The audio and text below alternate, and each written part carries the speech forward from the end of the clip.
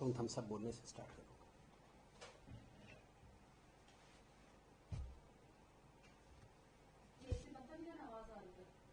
AC नहीं, वो वहां से बंद कर दो। आपके पास जो स्विच है ना,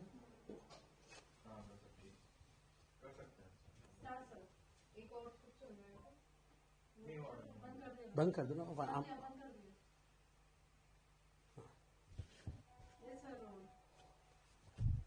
आप सभी को नमस्कार एवं एक शॉर्ट नोटिस में आप यहाँ आज आप आए हैं, उसके लिए बहुत धन्यवाद। आप सभी जानते हैं कि पिछले हफ्ते बंगाल की मुख्यमंत्री ममता बनर्जी जी खुद सुप्रीम कोर्ट में एसआईआर को लेकर अपीयर हुई थी। और केवल सुप्रीम कोर्ट में अपीयर होना नहीं, विगत कुछ महीनों से जिस प्रकार का व्यवहार, जिस प्रकार गुमराह करने का आचरण ममता बनर्जी जी का और तृणमूल कांग्रेस का एसआईआर को लेकर रहा है पूरे भारतवर्ष में, वो हम सब ने देखा है। The whole country has seen as to how Mamata Banerjee in fact has spoken against SIR, has tried her best to mislead the people of Bengal and the whole country against SIR. Supreme court में भी जब उन्होंने अपनी दलीलें रखी तो इस प्रकार से प्रस्तुत किया गया मानो बंगाल के ऊपर अत्याचार किया जा रहा है।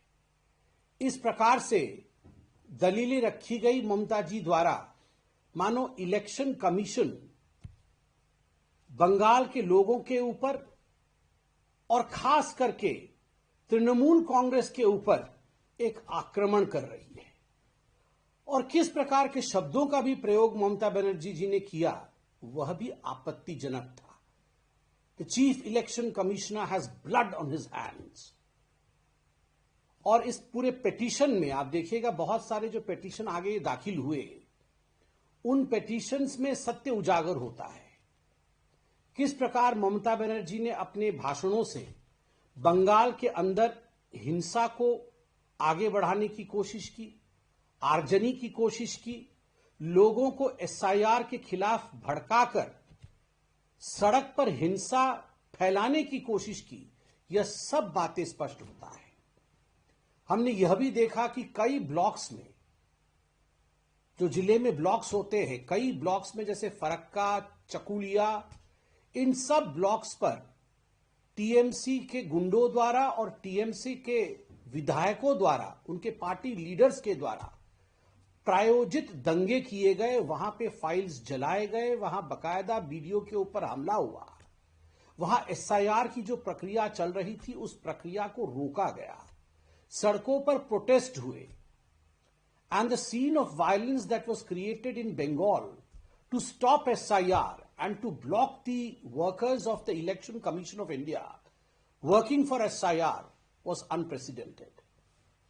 और आज जब सुप्रीम कोर्ट ने इन सारे पिटीशंस को, इंक्लूडिंग ममता बनर्जी जी के पिटीशन की सुनवाई की, और 3 जजों के बेंच ने इसकी सुनवाई की, जो खंडपीठ में chief justice of India Suryakant ji मौजूद थे, जस्टिस जयमाला बागची और जस्टिस एनवी अंजरिया जी। इनके खंडपीठ ने बड़े स्पष्ट शब्दों में कहा है, और मैं पढ़ना चाहता हूं, whatever orders or clarifications required we will issue, but we will not allow any impediment in SIR. This must be understood by all the states. Supreme court ने यह कहा है कि हर स्टेट यह जान ले, यह समझ ले कि किसी भी कीमत पे एसआईआर को रोका नहीं जाएगा। इंपेडिमेंट अर्थात किसी प्रकार से भी उस पर ब्रेक नहीं लगाया जाएगा। हां, किसी प्रकार की क्लैरिफिकेशन की आवश्यकता है, किसी प्रकार को विषय आपको समझ में नहीं आ रहा है, समझाने की आवश्यकता है। उन सारे विषयों पर सुप्रीम कोर्ट अपना मत रखेगी, मगर किसी भी कीमत पर एसआईआर बंद नहीं होगी।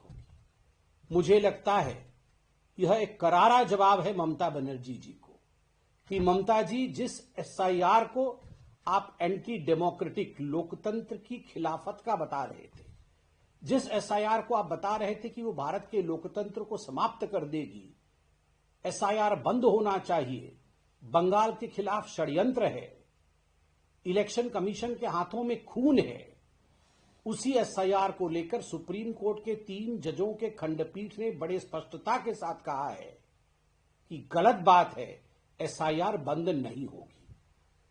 दूसरी बात जो आज एक बहुत बड़े रूप में, राहत के रूप में आई है, और ममता बनर्जी जी, टीएमसी और ममता जी की सरकार को एक धक्का पहुंचाया है।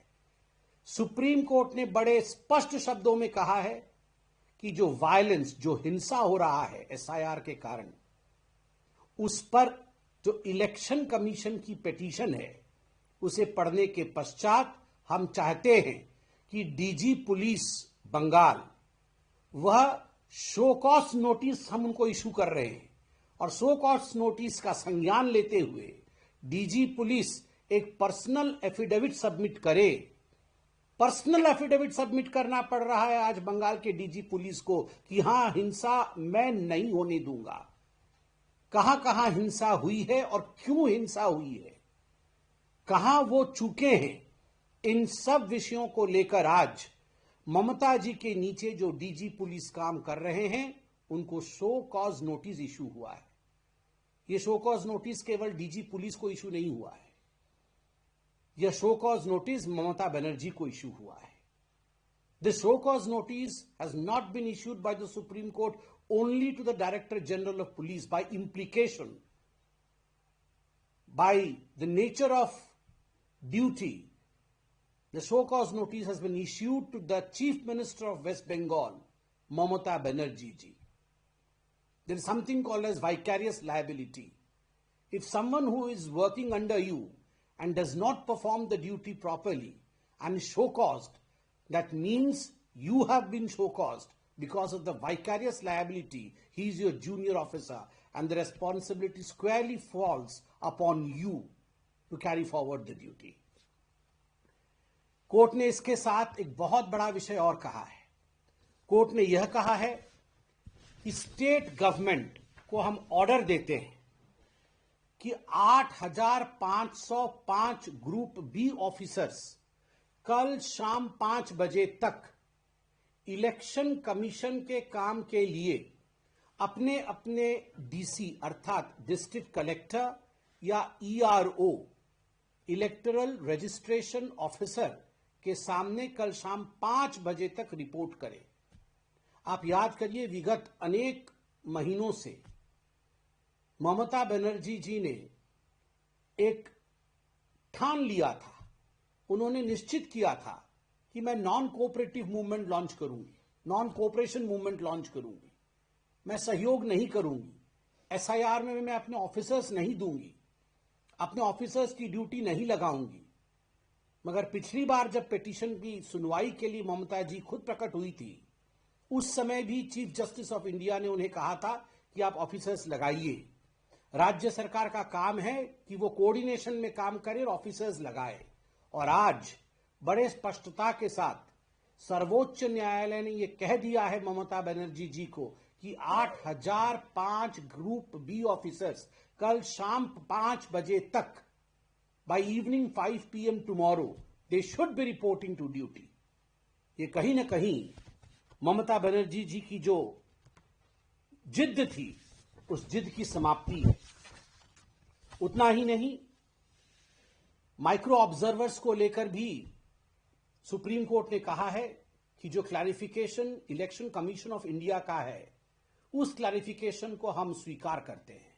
और क्लैरिफिकेशन यह था कि बंगाल की सरकार ऑफिसर नहीं दे रही थी, इस कारण माइक्रो ऑब्जर्वर काम कर रहे थे, जबकि माइक्रो ऑब्जर्वर का काम केवल असिस्ट करने का है और इलेक्शन कमीशन ऑफ इंडिया ने माइक्रो ऑब्जर्वर को बतौर असिस्टेंट ही रखा है। इस विषय को सुप्रीम कोर्ट ऑफ इंडिया ने स्वीकार किया है।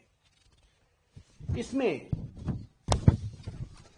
आपको याद होगा, जब हिंसा हुआ था तो हिंसा में बहुत बड़े मात्रा में, बहुत बड़ी संख्या में जो फॉर्म 7 होते हैं ऑब्जेक्शंस के, उनको जलाया गया था। ब्लॉक ऑफिस के सामने यदि किसी का नाम डिलीट नहीं हुआ है, यदि फर्जी तरीके से किसी का नाम अभी भी इलेक्टोरल रोल में है, किसी के पिताजी की आयु 40 वर्ष है और उसके बच्चे की आयु 45 वर्ष है, और कोई भद्र व्यक्ति उसके खिलाफ ऑब्जेक्शन लिख के देता है कि पिता 40 और बेटा 45 ऐसे कैसे हो सकता है, या पिता 30 वर्ष का और बेटा जो है या बेटी जो है वो 22 वर्ष का, ऐसे कैसे हो सकता है।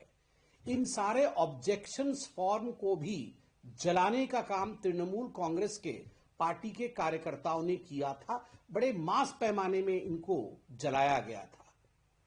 सुप्रीम कोर्ट ने स्पष्ट रूप से कहा है, the court also clarified that the ERO, electoral registration officers, shall be duty bound to consider objections, if any, received as per the statutory scheme, whether or not such persons come forward for personal hearing. The genuineness of their document can be verified like that of the documents of affected persons. अगर objection दिया गया है तो उन objections को आप एक statutory duty के रूप में उसको वेरीफाई करिएगा। भले ही ऑब्जेक्शन करने वाला व्यक्ति आपके सामने अपीयर होता है या नहीं होता है, मगर जो डॉक्यूमेंट आपके सामने आया है, ERO के पास कोई और गति नहीं है, ERO के पास कोई और चारा नहीं है, उसे जलाया नहीं जा सकता है। वो डॉक्यूमेंट सैक्रोसैंक्ट है, जब तक कि उसे आप अन्यथा प्रूव न कर दे, उस पर कार्यवाही करनी ही पड़ेगी। मैं कहूंगा आज सुप्रीम कोर्ट के देवड़ी पर एक बहुत बड़ी जीत भारत के लोकतंत्र की हुई है, और जो विक्टिम कार्ड उठा करके ममता बनर्जी चल रही थी, वो विक्टिम कार्ड आज उनके हाथ से गिर गया है। The victim card that Mamata Banerjee, the chief minister of West Bengal, was holding in her hand, and through which she was trying to intimidate the election officers, through which she was trying to mislead the people of Bengal and India, that victim card has fallen down from the hand of Miss Mamata Banerjee today. I hope Mamata ji takes some lesson from what the Supreme Court has said in the judgment today, and I'm sure that she is left with no other option but to follow the path of democracy. But I still doubt the nature of Mamata Banerjee and the unpredictiveness of Mamata Banerjee is such that we have often seen in the past that despite the court rulings, she has traveled the path of violence and non-cooperation. मैं ईश्वर से प्रार्थना करूंगा कि बंगाल जैसे पवित्र भूमि में ममता बनर्जी को सद्बुद्धि मिले, और बंगाल जहां के लोगों में एक बहुत बड़ा, मैं कहूंगा, रिवॉल्यूशन करने की क्षमता है, देश को आजाद करने की क्षमता है, देश के लिए मरने के लिए जो लोग सदैव तैयार रहे, वैसी भूमि पर आज लोकतंत्र की जीत पुनः हुई है। बंगाल को बहुत बहुत बधाई, और जो लोग गुमराह कर रहे थे उनको आज पटखनी खानी पड़ी है सुप्रीम कोर्ट में। धन्यवाद।